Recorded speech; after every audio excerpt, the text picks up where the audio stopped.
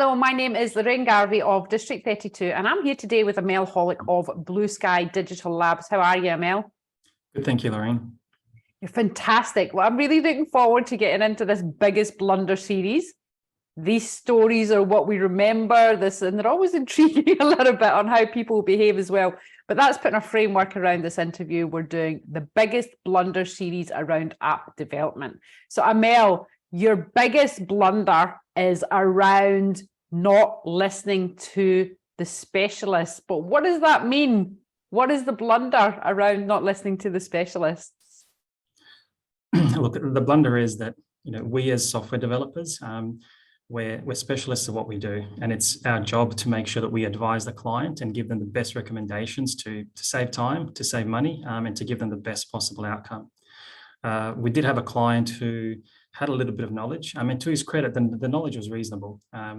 And part of a software development package that we were building for him was to integrate with an external piece of software. And there was a few different choices around what that software could be.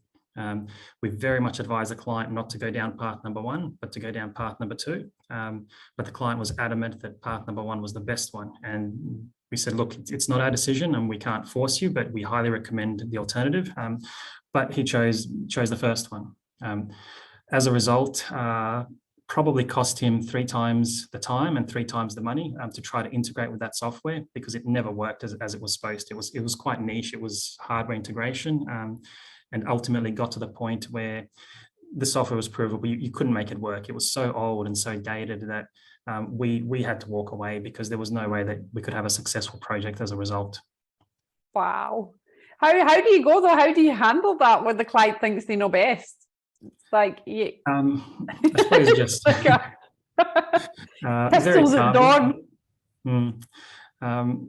Look, you have to let people make their own decisions, and he had the full right to. At the end of the day, it's his time and his money.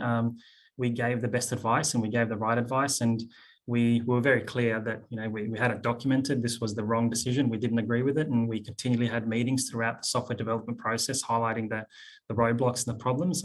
So we were really clear, and I suppose when it came to the end that it wasn't going to work, there was no confusion around we didn't advise and we didn't provide the right information, the right context.